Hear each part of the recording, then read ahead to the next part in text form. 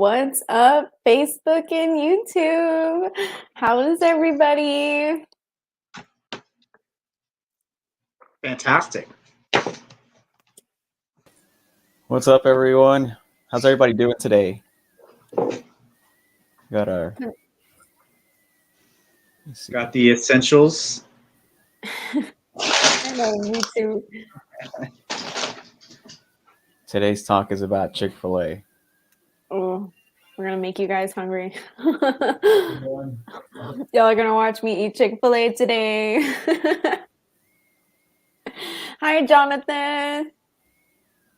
Hi, Julissa. I hope I said that right. I'm terrible. Hey. Hi, Andrea. All our friends are on watching. Thank you, guys.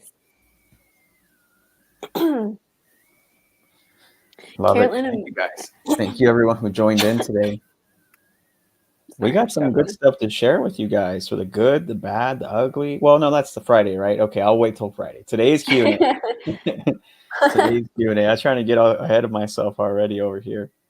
We can give a little taste. Yeah, I was like, we could still share some, but save the good stuff for like Friday. Save the good stuff for Friday. Okay, guys, I'll have to give you a sneak peek, and then you'll get the rest of the stuff on Friday. Yeah, so we have a lot of things going on right now. We had a few things happen last week that were not such a hot week for us last week.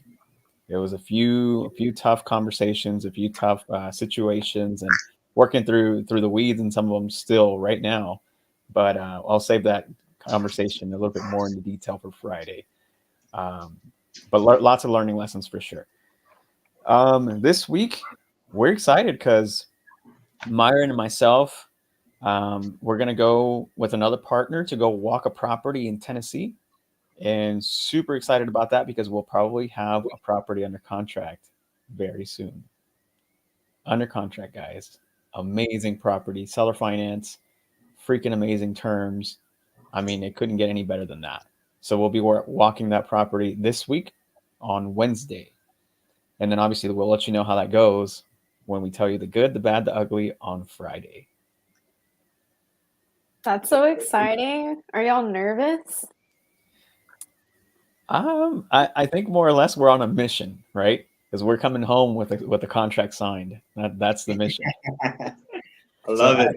Add 40 units to the already existing 30, right? That's crazy. That's exciting. That's like, oh my gosh, we're getting to another finish line. And then before you know it, it's going to be like, let's go to the next. Like, we're at 5,000 units. That's exciting. Super exciting, guys. Very excited. Very, very excited. Actually, I just got off of Zoom before we did the Q&A, and Joseph, KJ, it was a Zoom that was so high level for me and Ione that it went completely over our heads, but it was all about multifamily, if you can believe. Hell yeah. You're in the right room then. I definitely felt like a beginner being in that room. And it was all about a real estate CPA who came on and talked about cost segregation. And they talked about how to structure your LLC when you're doing deals. Oh my gosh, guys. It was, oh my gosh. I didn't even retain any of it. Ione and I were like, I think we're going to have to watch this one again, like two or three times. But we have some great calls coming up because I booked calls with these people. So we're going to have some good stuff for us to share with the team later and also share with everyone who's watching today. Oh, yeah. That's awesome. That's good. I mean, if we're not learning and if we're not challenging ourselves or questioning what something is, then are we actually getting 1% better every day, you know?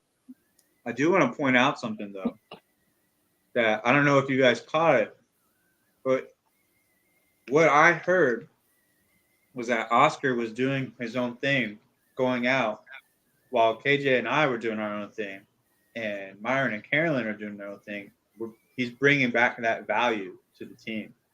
So we're going to get the benefits from them being able to do that and doing that and bringing back that knowledge and putting it together to collab as a team. So I just wanted to point out, like, that's how powerful a team could be. like we're going to reap those benefits because we're one team focused on one goal together to get to the same goal. So I just want to point that out for those of y'all that may have missed that. That's freaking powerful. Man, and we'll try to bring this thing back all in one piece, man. That Zoom was so high level. It was like listening to another language, man. It was tough to follow along.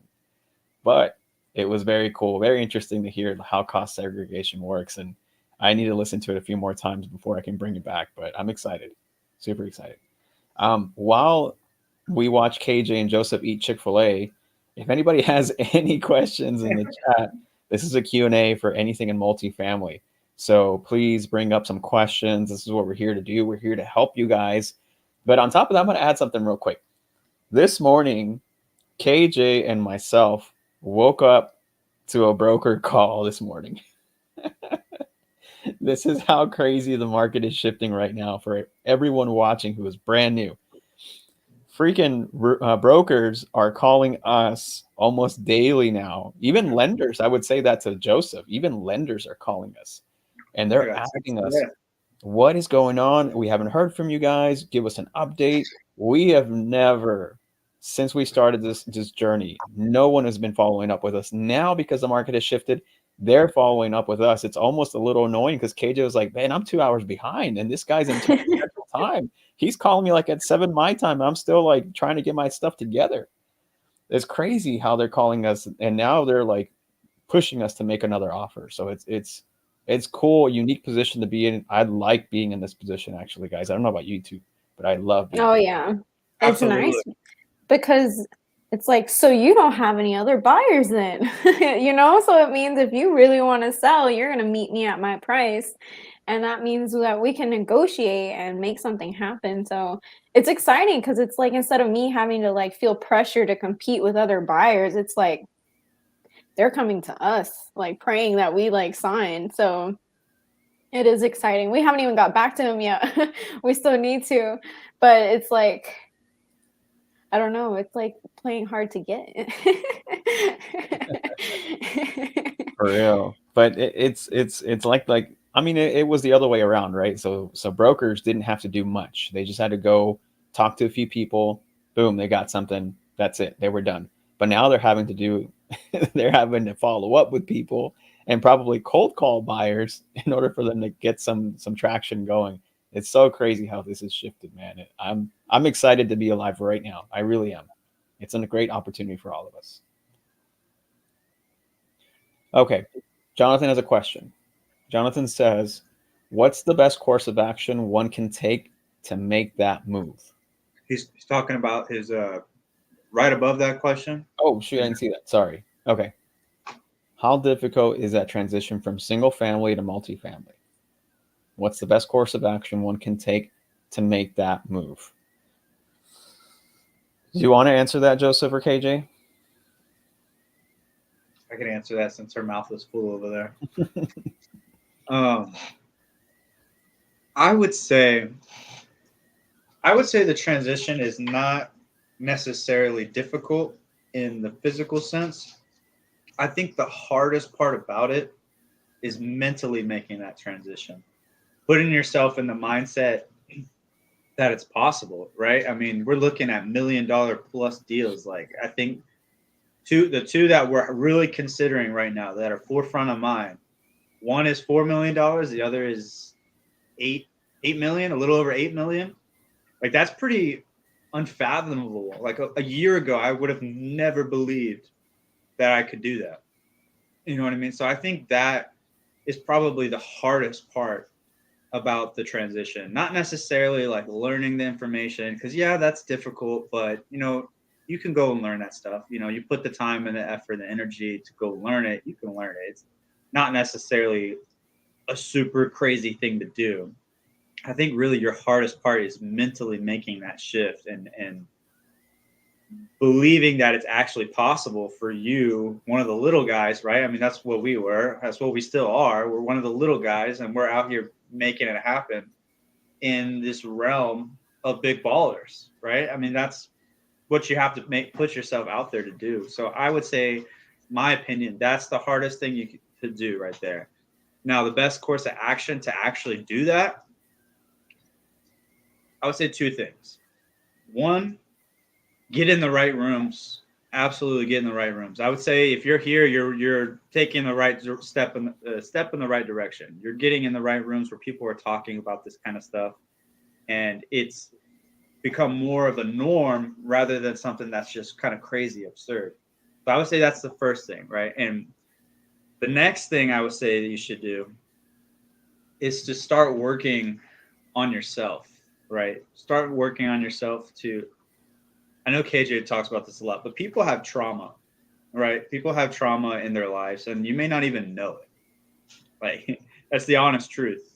You have trauma in your life that you probably don't even know about or don't even recognize that it's trauma. And those things that you went through in your life are ultimately holding you back. Whether you believe it or not, it is true. It's subconsciously holding you back. So that's the two things I would do. Get in the right rooms and start working on yourself. Personal development is super, super key. Super key. I would say I would even shift those around, like put number 2 at number 1. KJ, I see her raising her hand. I do that now. That way I don't interrupt, but you guys know I want to say something. I was going to say, that made my heart feel so good. You are actually listening to me, babe. You learned. Oh my gosh, I spilled sauce down my whole shirt. That's a little embarrassing. But Wow. nice, I got brownie points. I got it everywhere now. Yeah, that's a little upsetting. Okay, sorry, side note. That was cool that, like, you've been learning that. But I was gonna say the other thing that you have to pay attention to or be prepared for is that it is long-term wealth building. So you guys, like, we're more month 4 or 5, 5. and we still haven't been paid from multifamily, at least. We put in tons of work, and I mean, we take massive action every single day. Like, we even work on Saturday and Sundays. Like, Joseph and Ione and Oscar, actually the whole team, honestly, everybody, like, works hours in and on out. Like, we have big goals that we're trying to get, and, like, you have to put in the work. Not saying that you guys have to, like, work like that to that point, especially if you have other obligations and you have 9 to 5 and things like that. But, like, you can't expect to hit your goals if you're not going to put in the work to make it happen. And also knowing that this is long term, if you're not putting in the work, you're pushing back the time it takes to get a return. So just keep that in mind. Like, we still do single family on the side. We still help people find buyers for their deals on the side. We're doing fix and flipping as well. So we've got other ways to make income. So if you're thinking of doing multifamily, don't just drop everything and think that next month you're going to get this huge paycheck, because it's something that's going to take time to build. Knowledge, people in your circle, and then taking action. So just keep that in mind, that it's not something that happens overnight. So don't put yourself in a situation where you're like, oh wow, like, I thought I was going to be able to do this, and now I'm, like, stuck in a hole. So just keep that in mind.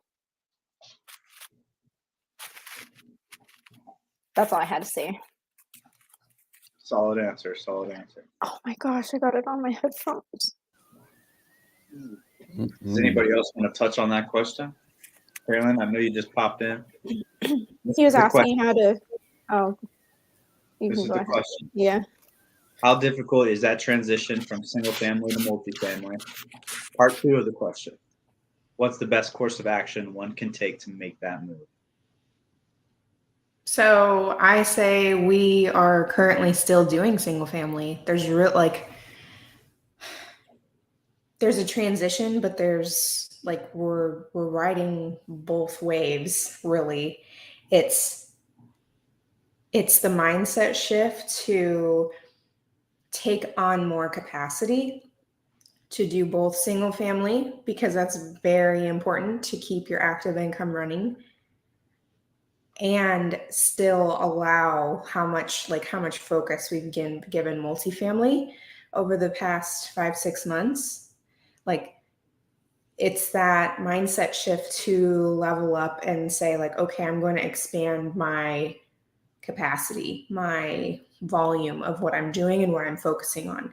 It's a daily juggle. Like, we're talking about a multifamily deal and we're talking about single family deals. Like, it's not just like we dropped one and just went for the other.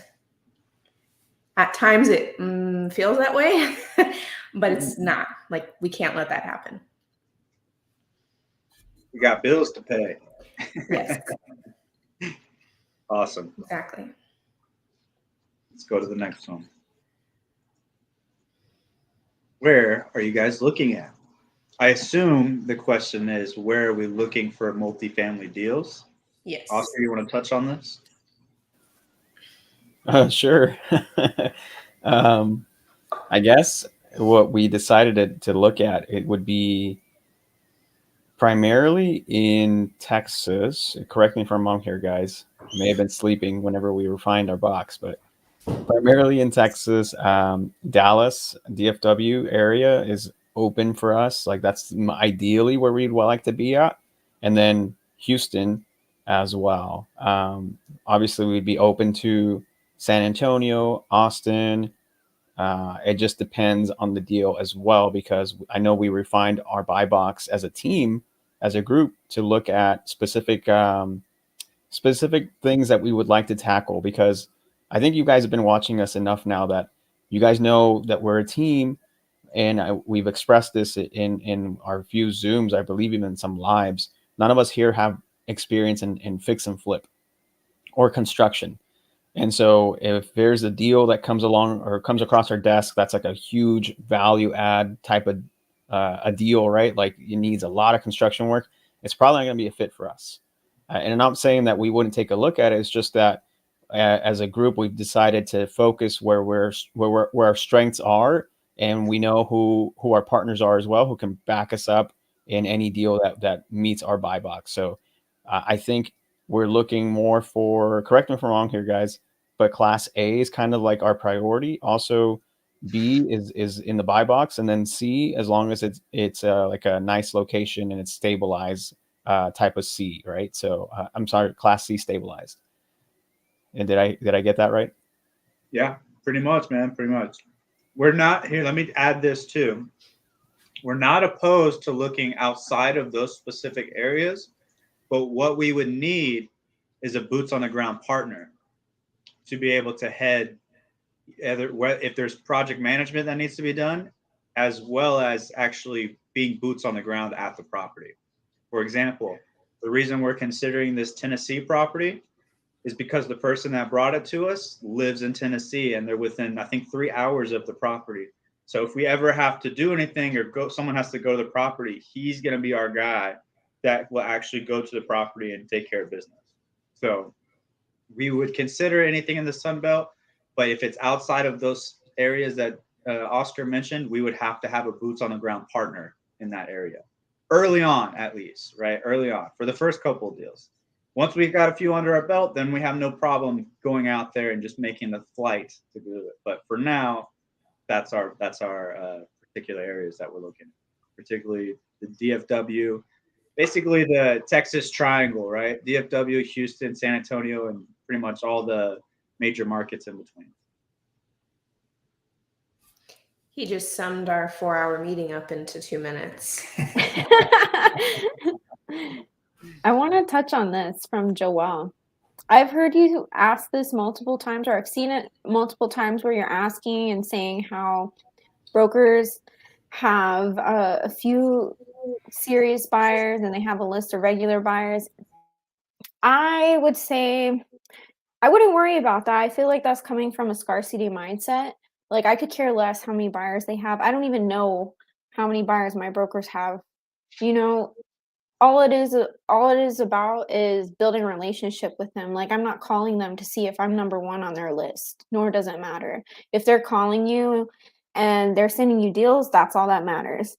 So, to build a relationship with them, you just need to show that you're credible.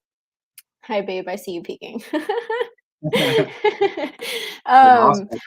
I actually talked to a broker today who, he said, "Hey, I have this deal," and I just started grilling him, as Oscar likes to say, and I felt really proud because lately I was kind of losing my confidence, and then when I started asking him questions, like, I could tell his tonality changed because he could tell I was, like, serious. Like, I was asking, like, "What is the cash on cash return that you guys got? What is your underwriting?" I was asking, "Is there an assumable loan? Is the seller open to seller finance?" That's Myron's favorite. And, I was asking, "Has there been any other offers on this property?" And things like that, and just asking these questions immediately will give you credibility because most people don't think to ask that, or, um, if you're a serious buyer, you're gonna ask these questions because these are the things you're looking for and need answers for. So I was asking, what are they, what's the word I was looking for? I can't think right now. I was asking them, what are you, my brain today. I was trying to figure out how much they're putting in per unit to fix up. I asked it in a way better way. Budgeting for CapEx. Yeah. So I had asked it way better than I'm saying right now, but this is the way it's coming out right now. So I had asked that too. I was like, what are you guys budgeting for that? Or what did they budget for that? And just finding out about the area and the management company and all of this. And like I could tell his whole tonality changed. He's like, I'm gonna add you to my personal phone so that way I can reach out to you.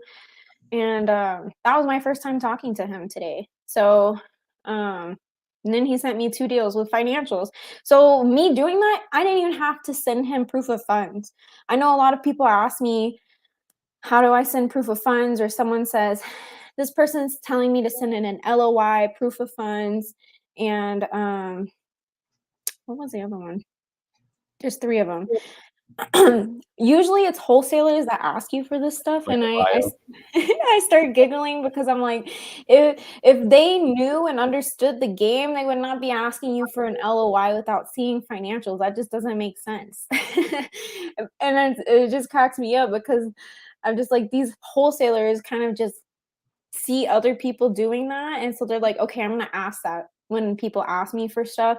And so it kind of just makes me laugh because with um brokers it's not like that. I don't even have to send proof of funds that often. um I don't send an LOI. If anything, we're having a conversation, I'm like, this is what my offer is at, is it worth entertaining? And they'll tell me if it is or not, and if it is, then I'll submit an LOI. So I just think getting to know the broker, telling them what you're looking for, saying, "Hey," like, be honest with them. Something else we learned, sorry if I'm hogging, um, don't use other people's buy box. Don't use our buy box. We learned we learned, I saw someone else say that we're having a preacher baby too. That's Oh, funny. bro. We were using our mentors buy box, and then it would bite us in the butt because like we couldn't back it, right? You still want to be honest with these brokers. And so when we switched on to using our own buy box and our own goals and our own experience, it started like making it so much easier. I didn't feel like, oh, I'm using my mentor, I need to show his proof, like you don't have to lie. And it's okay to be honest with them. I'm newer at this. I have sponsors that can back me. I am looking to get my first deal, and I wanna know if you're willing to work with me to help me get there. They'll have more respect for you, and they'll wanna help you get there and send you deals than you lying about it and then ghosting them because you don't have the information to prove it. So, come up with your own goal, put a deadline on it, and then start using it. It helps a lot. I can add to that too. Lenders are the same way. I told them the same thing. I said, hey, this would be our first property that we're looking to actually move forward with financing. And they're like, I actually prefer that. I want to help as many people get into the multifamily as possible. It's like, yeah, it's easier when these people already have the backing and everything, but I want to help more people make money. So you just got to find the right people. And if they don't vibe with you, move on. Oh, Bo has a question for Myron. That's a Myron question for sure. Bo asks, Are you guys only looking for creative/seller finance deals, or also looking at traditional deals with 25 or 30% down? That's a great question, Bo. My answer is yes. It's only seller finance. No, it's no, it's both. We'll take down both. I think we primarily underwrite traditional deals. Are you okay? One sec. Okay. We primarily. Are you okay? Yes, I'm fine. Uh, I'm just gonna start coughing every time he starts talking. Bo, I love seller finance because I feel like the terms are more, I don't know, in our favor in a way, are balanced. Where traditional, we got to come up with a lot of different things. And sorry, I lost my train of thought. Bo actually brought me a deal out in some weird city in Texas. I was thinking like, oh, how'd that thing go, Bo? Let me know, Joe. But yeah, well, we mainly underwrite traditional deals, but we love to look at creative deals. Even assumable loans. Well, I think KJ, did you ask? Yeah, KJ even asked, like, is the loan assumable? Are they interested in seller finance? All those things can really change how the structure is and what's possible. So, thank you for asking, Bo. Sweet. Julie asked, do you guys have a JV agreement for multifamily? Is that like a JV agreement in general to like do with other partners? Is that what you mean, Julie? I take it that's what she's talking about. Myron, I think this is a question for you as well. Julie, we do. It's the same. There's really no difference in the JV agreement for single family versus multifamily. One thing I would say though is write it fairly, I guess you could say, how do I say this, y'all? Appropriately. Or write it appropriately. Write it for the deal. Don't write a blanket JV. If the deal changes, have the JV also changes, right? So I would say, final thought, if you make a JV and something changes and you need help, ask your mentor, ask one of us, ask for advice. But it's a fluid thing, right? Because things can change from day to day on those things, is how it's structured, right? Especially with someone like Oscar on your team. Like the dude is like, let me just flip this thing on its head and try something else, which we love. So Innovation. Yeah. But yeah. I have a follow-up question for that. Oh. So in the original JV agreement, do we have any sort of verbiage that states this JV is subject to change based on if there were a change in the deal moving forward? We could. So there's an awareness level when they sign the original JV that if there is a shift from whatever, cash to creative or whatever it is, that is stated for everyone to know. We could put something in there. Yeah, I don't necessarily know that there's one in there at the moment. There might be, Carolyn, but that's something you can put in the special provisions, right? Where if something like that happens, you can definitely add something like that in there. I think that would definitely be something to add. And alongside the JV agreements it's all a learning process, but having very clear upfront expectations and upfront contracts, especially when you're working with people maybe outside your team or maybe you're a solar person and you're working with someone on a deal. Like, don't assume, and always, always, always have those conversations, even if you think it's like understood knowledge, because this is, at the end of the day, this is a business transaction. This isn't a friendship. This isn't emotional, right? This is business.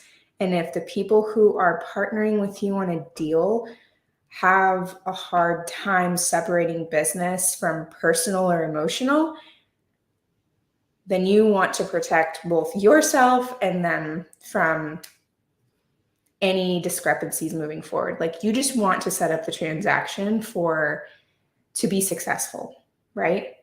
And like mitigate anything as much as possible. You can't mitigate everything, but like, if you have the upfront expectations and contracts in place, you will be much better served, and the other person better served down the road. Love it. Well said, Carolyn. Today, Carolyn's preaching. Hell yeah. Preaching from the heart. Need a water. All right. Facebook user says, what markets are you guys doing your flips? I think that's Jay-Z. Jay-Z? I think. I'll have to go look. Okay. So what market are you guys doing flips? Your flips. I'm guessing you're referring to our single family flips, right? So Dallas. DFW. Yep. We You got something, Jay-Z? Shoot it our way. I know, I was about to say, let's do it. Team flip. Yep. There's enough pie to go around, that's for sure. Mm-hmm. Yeah, okay, let's see. If you guys have anything in Dallas, 100+ units, and want to make something happen, I can get close and I can also analyze it. Okay, perfect, Carlos. That's awesome. Would love to see some of your underwriting in the future. We might hit you up. Yeah, for sure. All right. Yay. What else we got? Got this one. What lenders are you using for long-term financing? So I assume that you're talking about like what products do we use that they offer? Because we use multiple different lenders, right? So I have this one guy that he is a mortgage broker essentially, right? So he has this company, and in their database they have, depending on which market, they have hundreds of different lenders, direct lenders, that are essentially offering to lend on whatever your deal is, right? And so you punch in all the numbers, and it spits out with a bunch of different offers on what potential, kind of like a preliminary offer, right? A pre-approval letter, so to speak, of different loans that you could potentially apply for based on the information that you've given them. So that's one guy that I use. I also have other guys that are direct lenders, and they are the lender, in-house lender, and they essentially underwrite the deal themselves and then tell me what kind of loan they'll give us and what products may be the best solution for the type of project we're trying to do, right? So I believe that's what your question is. If you're asking like what type of products they are, the most common is Freddie Mac, Fannie Mae, and then doing a bridge to a long-term conversion. Bridge is typically like your CapEx budget. It's kind of like your hard money lenders, so to speak, right? They're going to give you money up front. They're going to give you money to cover the rehab, but they're going to expect getting paid out in a short amount of time, right? So that's why we do bridge to long-term conversion. So you can convert to any one of those first two, the Freddie Mac or Fannie Mae, or there's HUD loans that you could do. There's all types of different products out there, and you should really just start talking to different lenders. Let them know, hey, I'm newer to the game. I'm interested in getting involved in multifamily. This is my current buy criteria. This is my buy box. Look what I'm looking to get involved in. what kind of products do you offer on these types of deals? And then just start asking questions. But be upfront with them. Let them know you're newer, so you can tell right away, do I vibe with this person? Are they the person that is going to want to help me get better at this? Or are they the kind of person that's they just wanted to close the deal. They want to close the deal and move on to the next. You want to build that relationship. Because think about it. You start with someone that's going to teach you out early. Let's say in 2 years from now, you're closing multiple deals with them. You're going to have a much better relationship with that one person because they saw where you came from and your trajectory, and they're going to see how fast you've grown and what you've accomplished in a short amount of time. It's going to be a better relationship.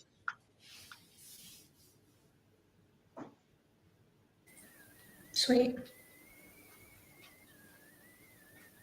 Who's the Facebook user who's saying that they saw our team building Zoom? Who is that? I don't know. I don't have Facebook up right now. KJ's on it. Yeah, KJ. That's the one we're talking about, KJ. She said 1 second.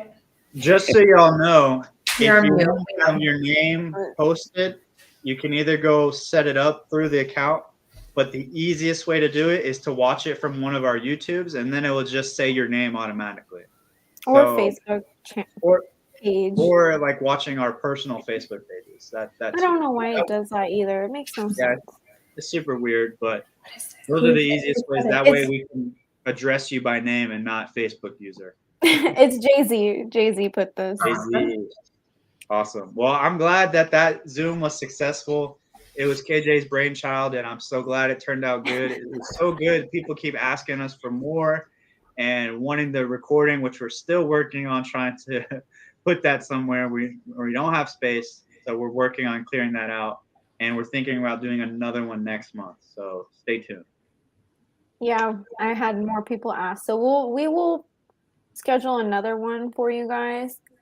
So make sure you're following us so you can keep up to date on it and don't miss the next one. We've had so many new people come into the group even since then. So I think that's an awesome time space to have it within the next month, just to get have those new people get introduced and start mingling and networking and building potential teams. Plus, it'll give us time to move. Mm-hmm. What? So for Edgar, we're actually having a Zoom on Friday. It's our underwriting Zoom. We're actually incorporating how to find deals and talk to brokers. We'll answer your question, but for more in-depth detail, all things about how to find a deal and talk to brokers, we're going to do that on our underwriting Zoom this Friday at 12 p.m. Central. You should definitely come. I think it'd be beneficial. But Carolyn, do you want to answer this one?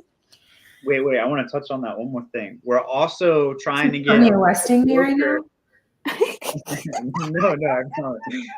Real quick. So for that Zoom that KJ is talking about, we're actually trying to get a broker and his team to come into that Zoom and kind of do the second half of the Zoom and have a live interview with all of y'all's questions. That way you could ask them directly to another broker that does this daily and deals with these same questions.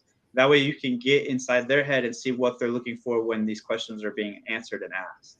So I think that'll be super valuable. That's all I wanted to say. Go ahead, Carolyn. Yeah. What would you reply when brokers ask for your buy criteria? So first off, we want to specify what markets we're looking at. Are we looking into primary, secondary, tertiary markets? Or do you just want to be in major cities? Or specify that.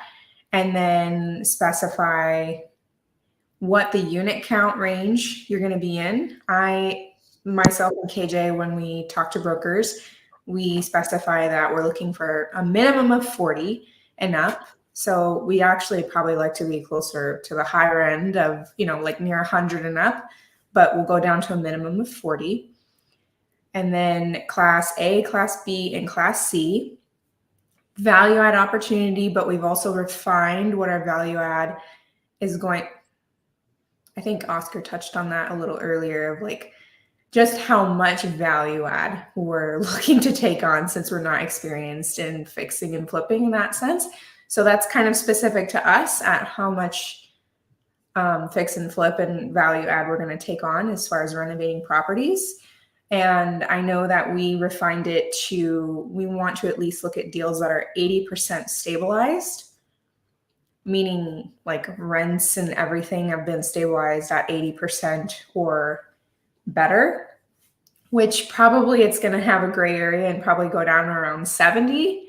So we're kind of accounting for that, I'd say. What else? What else am I missing? I feel like I'm missing a ton, KJ. I just copy and pasted it earlier today, actually. Hold on. Well, I thought it was so freaking smart to have. We had a business meeting the other day, and it was like our first deal. What do we want our first deal to look like? Like, if y'all are, it's a few people watching, and like, if you're going to draw a straight line, how can you draw a straight line to your first deal? What do you want it to look like? What do you want the repair to look like? Do you want it to be $1 million in plumbing problems? I'll add to that too. Yeah. Or do you want something that's, partially rehab, that you can rehab a couple of units and bump up the rents and that kind of stuff? So like this question is great. What do you reply when brokers ask you for your buy criteria? Like, have them get with your team if you have one, build a team, get with them, say, y'all, we want to get our first deal. Let's get a laser pointer and point right at it. And it took us 4 hours. It was needed. And that was that a week ago? It was like it was sometime last week. I think it was like Wednesday last week or something like that. Yeah, on a weeknight. Yeah. Keeping me up till midnight. We took y'all. We stayed up so late and just like asked these, like Oscar came up with these hard ass questions. They weren't hard ass. They were just like, think, what do you guys want to do? And we sat there and just hashed it out line by line, hashed it out. Okay, this is our new updated buy box. And it went like, you know what I mean? Like it got like, let's get hyper focused because we need to, right? Yeah. Man, Oscar, that'd be great to like maybe release that one day, like questions to ask your team to get hyper focused. There's a nap. He was trying to catch it like hyper focused. You all go through this daily, so doing it for emphasis. I think you got it. Oh yes. Well, you know how those questions were brought up? Like, do you know how we came up with those? Because Ione and Joseph had been underwriting so many deals, and it takes a lot of time, a lot of time, guys. And they were asking us, what do we want to do with these deals that we're underwriting? In other words, they saw so many deals and they were like, okay, this could be a deal, but we need this. This could be a deal, but we need this. This could be a deal, but we need this. And we're missing this, we're missing that, we're missing this. So what is it that we have right now that we can take action and refine our buy box and then go do? Because everything else, we're missing something and we don't have it. And so that's where that meeting came from. It was a bunch of feedback from Joseph and Ione. And then they were like, okay, well, let's get together and refine the buy box. And so it really came from them. I was just the one asking the questions because it was a feedback from them. But yeah, we should definitely release those questions maybe in the future so people can also sit down with their team or prospective team and refine their buy box. Man, it was so valuable. It really was. It really was. Jinx. No, I said it first, bro. Sorry. I was like 0.2 seconds in front of you. Oh my goodness. Are these non-QC loans? I don't know what that is. I looked it up. I have no idea what a non-QC loan is. I know what a non-recourse loan is, and I now know what a non-QM loan is, but that is a non-qualifying mortgage for like a self-employed person. So I'm not sure. Qualified commercial? I don't know. Maybe. If we could get a little elaboration on that. I don't know what the Q and the C stands for. Put it in the chat for us. We like to learn. QC stands for. Yeah. What's so cool is like somebody asks a question almost every live that we have to go look up. Yeah, I know. Like, I think I that's love cool. it though. It makes us be better. we're like learning live. Is this Jay-Z? Let I'm me look. assuming it is. But they're asking, at what point would you guys expect to start seeing returns from multifamily, specific to the deal, once certain investors get paid first and maybe month after that, after rent increase, stabilization, then return? So just so everyone gets realistic timeframes, 3, 6 months, year plus. Somebody want to answer that? This was from Jose Okay. De Leon Jr. Question. I'll answer that. Gotta sit up a little so we can see you. There he Uh, is. So typically we want to see returns right away. Like we want to get paid when we buy the property. So we put that into our underwriting to get an acquisition fee. So we want to make sure that we get paid, right? If we're doing all this work, I want to get paid, right? I imagine that you guys want to get paid too. By the way, that was one of the questions we had to ask ourselves during that 4-hour long meeting. Yeah. That was a no-brainer though. We were like, definitely we want to get paid. Even if it's a small amount, we'll take 1%, but 1% is a solid amount. We'll split it 3 ways. No problem. But that's the answer, right? We want to get paid right away. And then if the answer is, or the question is more so like, at what point from the deal do you actually start making like returns or getting paid? Well, we're underwriting the deal to make sure that we're getting paid on day one.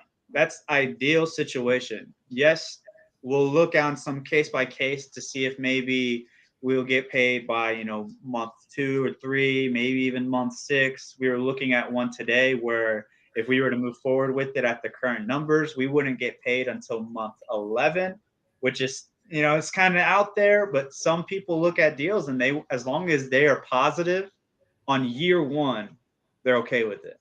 Right? It's 100% dependent on what your criteria is. Risk Our tolerance. criteria is we want to get paid right away. We want to get paid upfront as an acquisition fee, and we want to be paid as soon as possible on cash flow. So day 1 would be ideal, but like I said, it's case by case. If the deal is freaking sexy, but we don't get paid until month 6, it's something we have to consider, right? So that's the answer, right? It's however you underwrite it. And you just underwrite it with what your goal is in mind, and you make sure that does it complete that goal? Does it make me money where I want to make money at? How many sexy deals are you underwriting right now? We have. We tag them sexy in Podio, so you better know. You know what? That should be the new status. This is a sexy. Yes, this is sexy. Okay. This has legs, according to Joseph. Joseph always says, "This has legs." I think this deal has legs. Hey, but you know Like, what I'm okay. talking about, right? Does it have a body? Like, Nope, just legs and a chest. okay, there you go. That's all you need. But how many sexy deals are we looking at? I would say we're looking at 3, maybe even 4 sexy deals that we really want to move forward on. We just got to get the right people in place now. That's my answer. I would say that. Sweet. But we're looking at a lot more than that. If I don't want to change the perspective, we have a whole bunch of deals that are trash. So you are going to sift through a lot of junk to get to the sexy deals. We should do like a blurred out version of our Podio. And just like I can tell you right now, it's 96 total leads in there right now that we've looked at, and there's even more that we've looked at and decided they were trash before we put them into Podio. But out of the ones that we're like, okay, let's consider this, only 4 of them are really considered moving forward with, and there's 96 in total in there. I hope that puts it in perspective. It's a lot. A lot of hours. A lot of hours. Do you guys syndicate or crowdfund? I've been getting a lot of brokers asking. I told them we are principal. This is a question for the deal structure guy, Mr. Myron. I'm going to answer safely. Is that cool, Oscar? We like to do partnerships. I think that's typically what we want to do. I saw Oscar make a weird mouth thing, but those two things that you're asking, I think right now we're working to not do them. We want to take on partners. We want to try to take down deals without doing syndicates. Am I right, Oscar? The only reason we're doing that is because the two deals that we're considering doing that, it just wouldn't make that much sense to do a syndication. So let's say, if I were to answer your question, Joel, it'd be a syndication, but we want to do partnerships. I think that's kind of where I'm just going to land, because I don't really want to get into teaching about syndicate and stuff right now. So for KJ and I, when we've been on the phone, we have said that we are a principal, but we've also said we have sponsors. And just like leave it very general, and we don't typically, that's something that we address up front when we're laying out our criteria, and that's something we like try to not like, we want to handle that objection before they start asking deeper questions on it, because we don't really want to get into that over the phone. You know what I mean? Yeah. Got it. That's how I should have answered it. Is like you're getting questions from brokers, and you can just say, we're the principal, we're well funded, you don't need to worry, like we're good. Mm-hmm. Yep. All right, let's go to the next one. Is the requirement you have is already stabilized property? By Primal Eskimo. That's Joel. Let's go. I'm gonna get my water really fast. He's double dipping. Oh. How many accounts you got? So I think what they're asking is one of our requirements that it's already stabilized? Yes, we want to see it stabilized to at least 80%. And what Carolyn was talking about is we may consider on a case-by-case as low as 70%, but we're going to tell them 80% because they're probably going to bring us, hey, this is pretty close to what they're looking for. And that's what I mean by we'll consider it case-by-case, right? But we want to see 80% or more in occupancy rate. And that's what we mean by stabilized. It's already got proof of concept that people are going to this property. And if it's not at 100%, why not? Is there a valid reason why it's not? If there's not a valid reason, then we got to really figure out what's going on, right? Is this place not desirable? Is that the reason it's not 100%? Because if so, that's a problem. We have to address that. Sweet. Oh, yeah. For sure, Jordan. And look at this, one more. Yeah, this is definitely the place to come get a little uncomfortable, but be comfortable. Felt a bit of an intimate question, but you guys talking about sexy deals and likes. I love it. I had to block someone, guys. I saw that. They were getting too sexy deal and dropping some emojis, they were like hot emojis with like eggplant emojis. It's another underwriting Zoom incident. It's like they want to see the sexy deals. No eggplants here. No eggplants here. I love it. That's awesome. Oh man. This is what we're talking about. No eggplants here. That should be the rule. No you guys, all I gotta say is me and Carolyn are gonna make a reel soon that's gonna go viral. Oh my god. About an incident that happened. I literally can't get through it, KJ. Like I just start laughing and I can't. For those of y'all that don't know what we're talking about, I'm not gonna go into detail, but there was an incident in one of our underwriting Zooms where somebody decided they wanted to come in and share their screen, and let's just say it was graphic. Y'all, to just go ahead and change the subject. I'm so excited for when y'all are bringing that book around to the Zoom. Me too. Bro, that is Huge going to be so fire. Like, come on and ask questions straight to the this broker. guy's going to be an open book.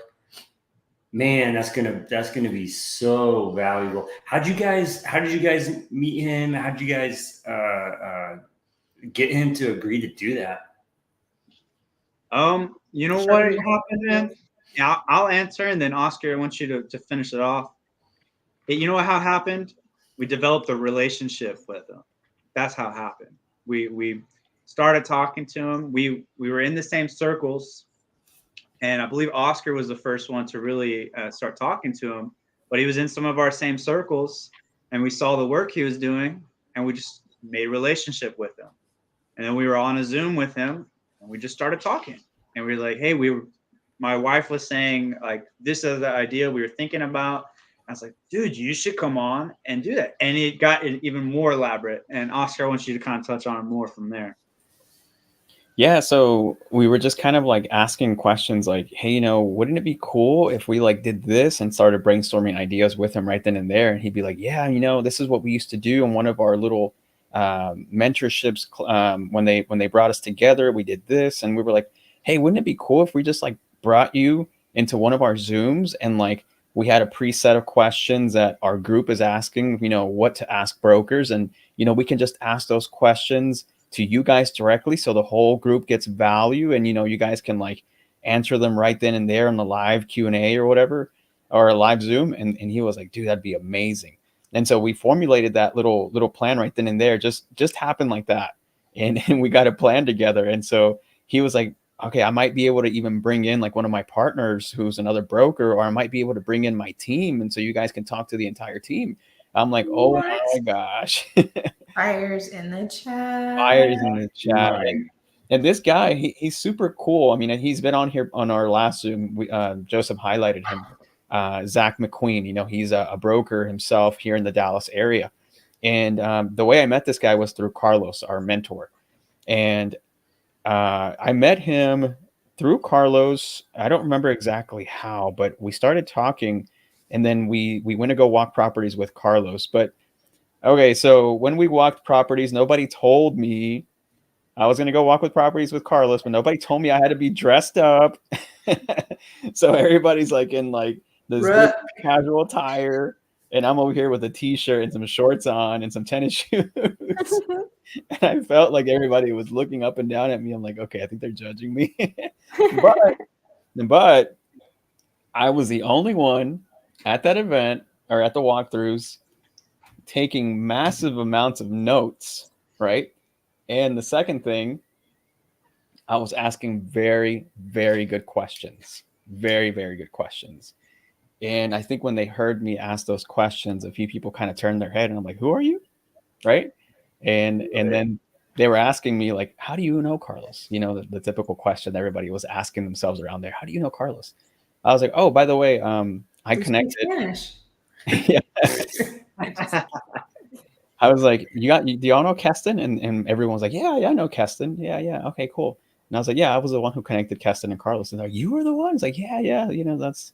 And then after that, when we met up at the meetup, Carolyn and Myron at Carlos's meetup, that same day, Carlos was like, he just had so many good things to say about me. He was like, Oscar was the guy who brought the deal to me. $5 million in upside in Columbus, Georgia, and everybody turns their head around to me, and they're like, and I'm like, yeah, that was me, the guy dressed up in a t-shirt and shorts. And then after that, remember this, Carolyn and Myron, after that whole speech that Carlos did, we broke out for a little bit to go network with people, and the very first thing that this guy comes up and asks all of us in that group was, hey guys, I've got $100,000 that I want to invest in real estate. Can you guys help us out? Because Carlos told us that story, because Carlos said everything that he said about us. Incredible guys. Like, this guy was like, I want to put $100,000 in deal with you guys because he heard about us through Carlos. Dude, that was amazing, man. And that's how I met Dofus. I met Zach. and Carrie, which we brought on like a couple of hours ago into our Zoom so he can help us underwrite. And we picked his brain and we got so much value. I think Joseph and Ione were like, this is the clarity we needed. We're not crazy when we're doing all this underwriting. And so guys, like just that one relationship is like spiraling, like one little thing after another is like things are falling into place, man. You need to know, you need to be in the right rooms. If you get anything out of this, be in the right room. And I think you being here today is the first step. And don't be afraid to be in that room. Myron and I were just having this conversation earlier about spending money to go to an event, to go to a conference, on literally raising private money. And I was talking to someone else about this, one of my coaching clients, and they were like back and forth about like, I don't know if I want to spend the money, it's going to be like $1,000 to like travel and whatever. And I'm like, it's $1,000. Like you could literally earn $1,000 in a weekend and like make up for it. And like the transfer from $1,000 to get there, to put yourself in a room full of people that are going to bring you 100 times over the amount of money and like relationship and network and net worth and all that stuff, like that's beyond worth it. And I'm not saying you have to pay to get into every room, but I'm just saying like, don't be afraid to invest in yourself, because on the other side of that fear is like so much opportunity. So do what you're scared to do. Love it. Did we answer this question about the acquisition fee? No, that we need to. Okay, I'll pull it up. Where does the acquisition fee you pay yourself come from? Is it from the money you borrowed from a bank and or private money lender? Where's Ione? You put it into your underwriting, right? So when you're doing your underwriting, you have the purchase price, you have the amount that you're going to get, whatever strategy you're going to use. Let's say you're going to do a syndication, right? So you have the amount that's going to be approved through the loan.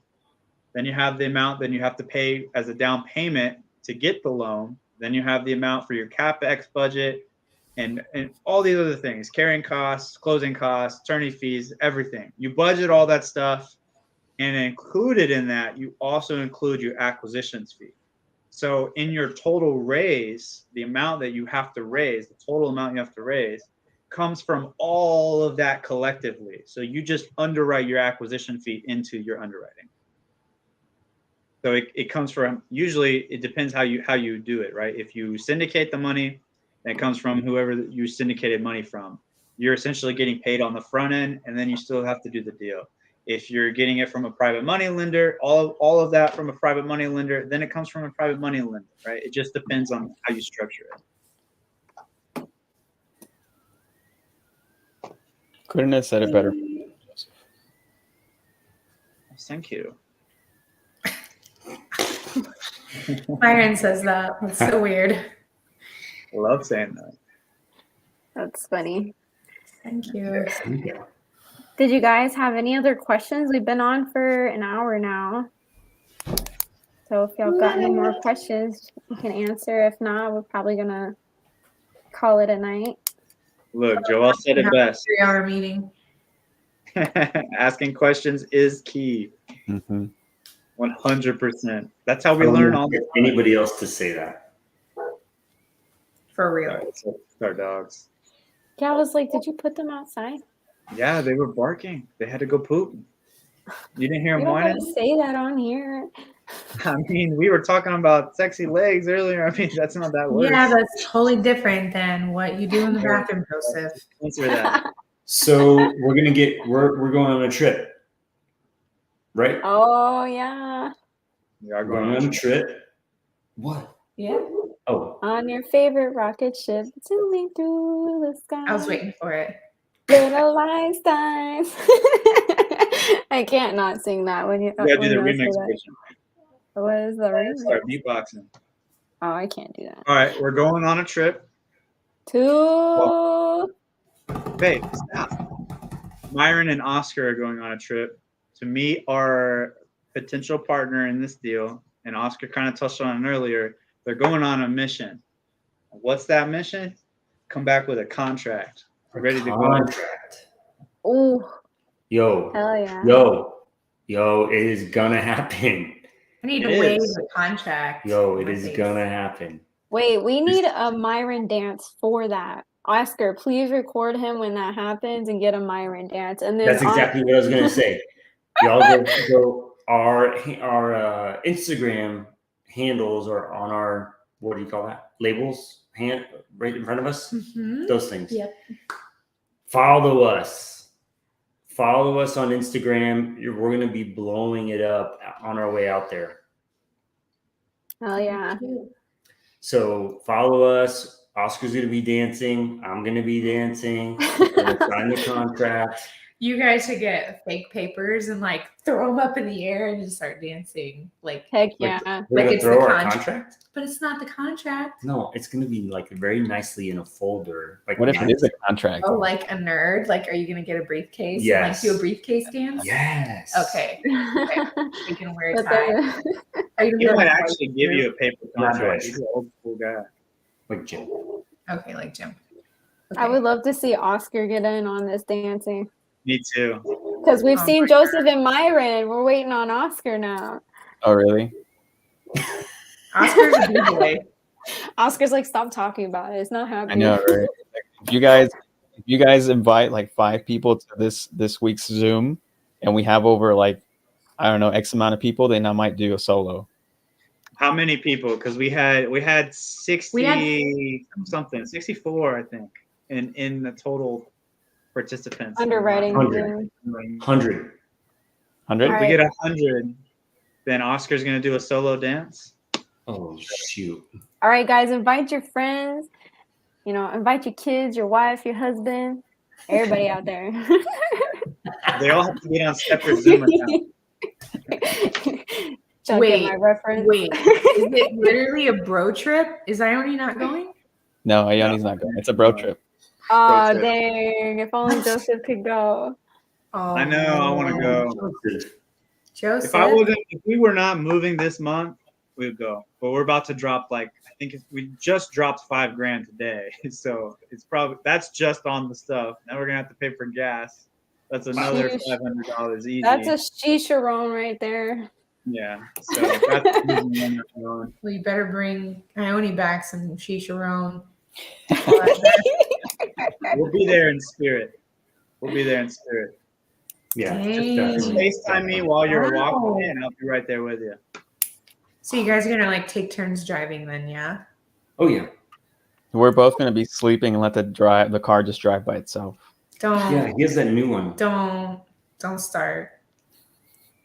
I'll put a boot on your tire if you're gonna pull that. That Guys, would be good, man. you guys are watching us like we're just like everybody else here. We put on an alien hat one at a time, just like Myron does. Like we're normal people, guys. We talk about the same things that you guys talk about. We crack jokes, laugh at each other. No, they're just gonna talk about food the whole time. Yes. Like when we get to Tennessee, what are we gonna eat? I thought I heard someone say that Tennessee has like an all-you-can-eat Chick-fil-A. I think. What? Is that Why for not? real? Don't do that. Are you Take playing? He's photos of playing. it. Man, I could eat I would 2 feel so sandwiches. bad after I ate that. I need 2 But whole I'm combos. still awesome. Huh? No, I 2 got- sandwiches? This is my second sandwich right here. We Oh got it my for free god. with points. Live it up, you 20-somethings, I swear. It's just Joseph. Once you hit 30, it's like Dude, I had a spicy chicken from Chick-fil-A just like 3 days ago, and I was like, I feel like crap. Oh my god. That was It's me the at the Taco spicy. Bell. That's funny. that's ugh. Used to love Yeah. Taco Bell. Now it's not my friend. I used to eat Taco Bell like college drunk nights. I'd be like, I got 75 cents times 3. Let's go get some tacos. Exactly. That's funny. Cool. Broke Well- on the budget. I guess It doesn't- guys look forward to some dances this week. Definitely, that's happening. This is going to be an exciting trip. And come to the underwriting Zoom this week. Me and Carolyn are going to be talking about brokers, and we're going to have a broker come on. Yeah, and pay attention to the Facebook group, because we're going to put out a post to get the questions for them. That way they can already have some answers ready to go and give you guys solid advice and content for those answers, and not just on the spot, right? We want them to be prepared, obviously. So we're going to put in the Facebook group a little post. What questions would you like to see? Perfect. She already did it. So go check that out. Go check that out. Put in the questions you guys want answered. And that way we can get that prepared and nice and pretty like for you guys. Bring in good content. Thank you. Love it. If you guys got any value from this, please share. Like, comment, subscribe, whatever you're watching Hit on. the notification bell. Ding! Okay, cute. You guys are damn Wow. Nice job. Nice job. awesome. Well, I believe that's it. I don't see any more questions.